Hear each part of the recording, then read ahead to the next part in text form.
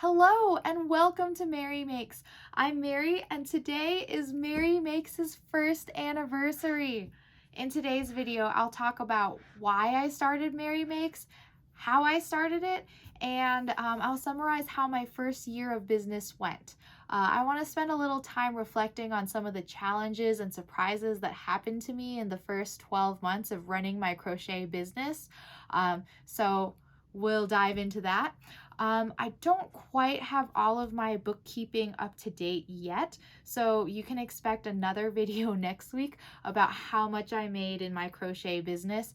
So subscribe if you're interested in knowing, well, how much I made. So why did I start my business?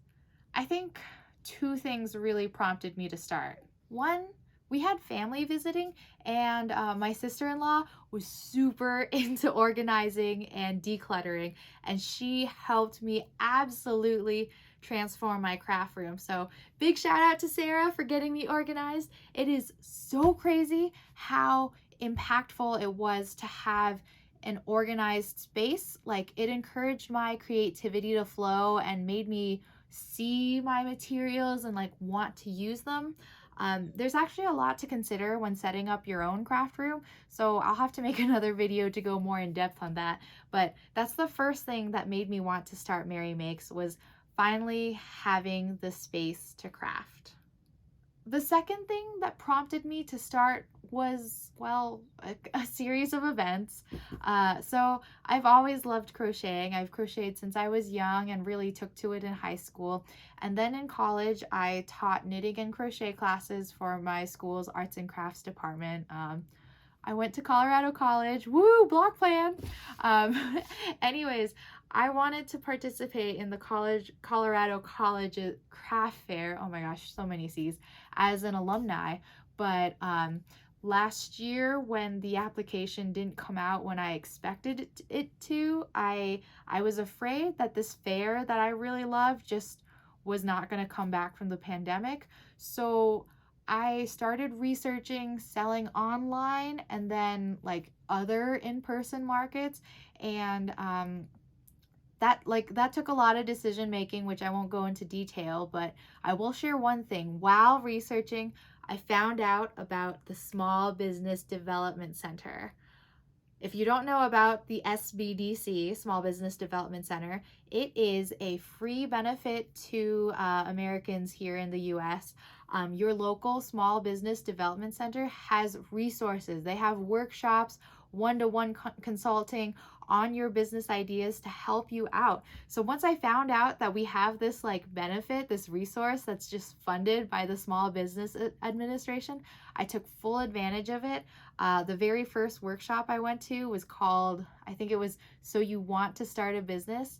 And I'll never forget when the presenter said, "There is never a good time to start a business." This just resonated with me so hard. Like, I think I always wanted to start a business selling my crocheted items, especially when I was selling in college at my craft fair, at my school's craft fairs. But I just kept making excuses. I kept thinking, oh, I'll start a business after I get my bachelor's degree, after I get my master's degree, after I get married, after I get a job, after I change careers, after I get this certification. I was just making so many excuses. And anyways, I love the small business. Oh, I love my local Small Business Development Center, South Metro Denver, woo. And they just provide so much education, and they really helped me out with learning about how to get started. So I cannot recommend them enough. Definitely check out your local SBDC if you're in the US.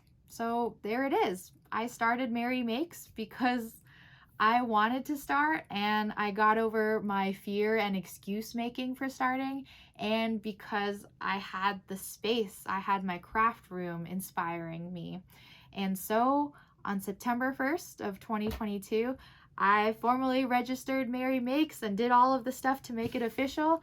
And I still think I'm kind of crazy. I did this on top of my full-time job in financial services, and while I was studying for a big certification. I think I was just a crazy person. I don't know how I survived a 40-hour work week with evening classes twice a week and tests and homework, and then also MerryMakes.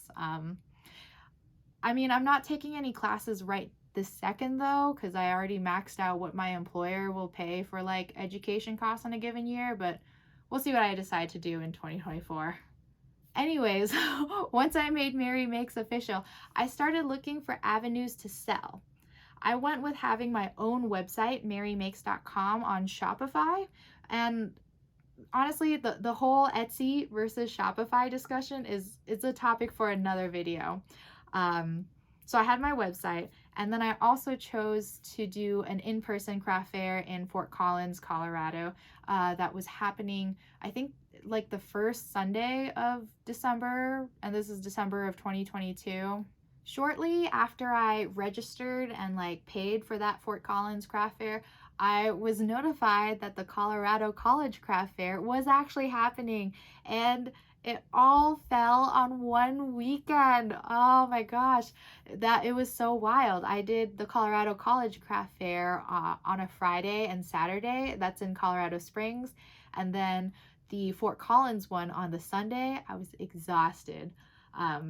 So at this time, I was making sales in person. I had MerryMakes.com, or yeah, and I wasn't really getting traffic on my website because it was so new. No one had heard of me. So I was really working on my social media advertising. I got my handles on TikTok, Instagram, and YouTube. But honestly, starting 3 social media accounts at once was overwhelming. And so what ended up happening is I devoted most of my time to Instagram. I kind of gave up completely on TikTok, and I just had like a casual YouTube relationship. I made like a video every 4 to 6 weeks in the past year.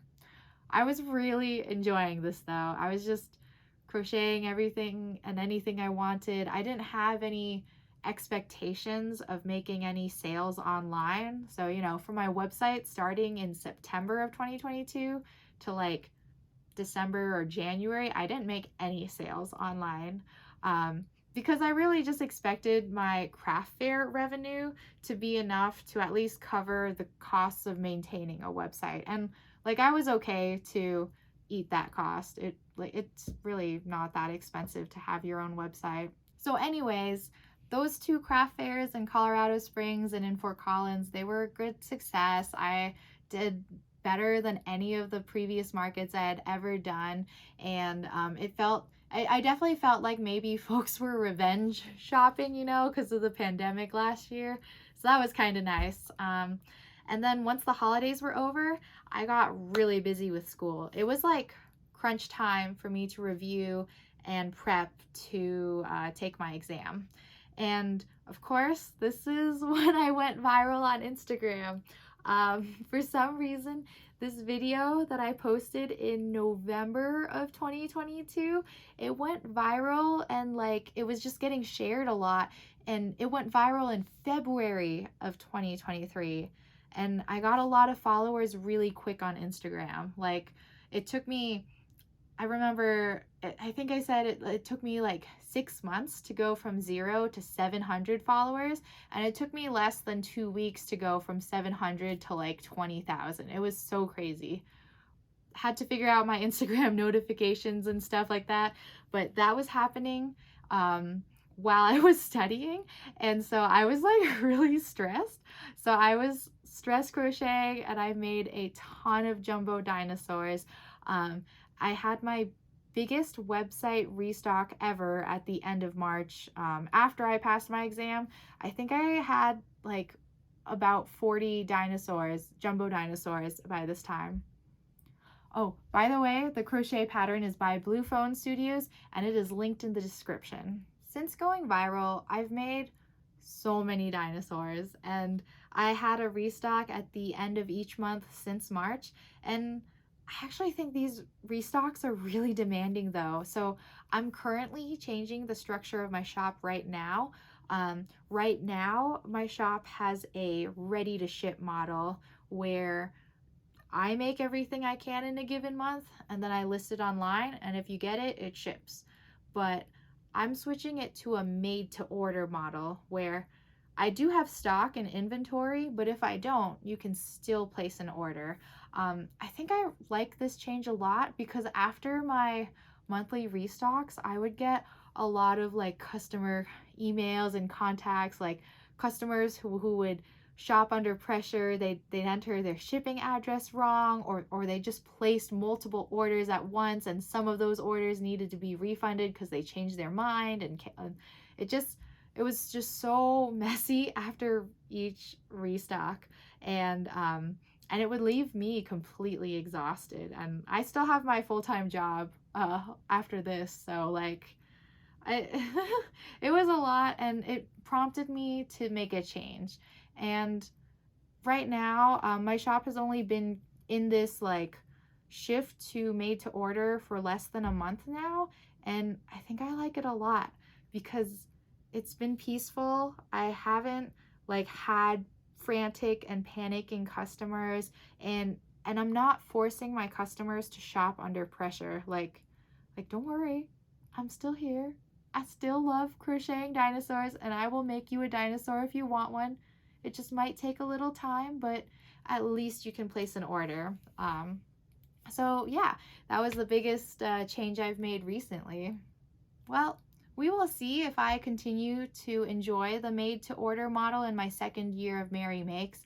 And now that it is September, we're getting into like the holiday crunch season, and like I kind of know that a lot of handmade sellers make most of their revenue leading up to the holidays. And so I don't know what that's going to look like for me with my made to order model. It might be a little scary there, but I'm excited to see how it goes. And as for what I'm thinking about that I'd like to do with MerryMakes in the next year, I think I'd still like to do at least one in-person market. My Colorado college, my alma mater, it's where I started. It's where I want to be. So I want to still do my home craft fair. And of course, I plan to continue making patterns and YouTube tutorials, and I want to get more serious about YouTube. So let me know in the comments if you like this style of video, like hearing behind the scenes about running a business. And thank you so much for 10K subscribers. I cannot believe that. Wow, just thank you so much. To my 10K subscribers, you can start expecting weekly uploads from me from now on. So just thank you so much for listening to my 1-year shop update, and I hope you'll subscribe and tune in to next week when I share how much I made in my first year of business. Bye.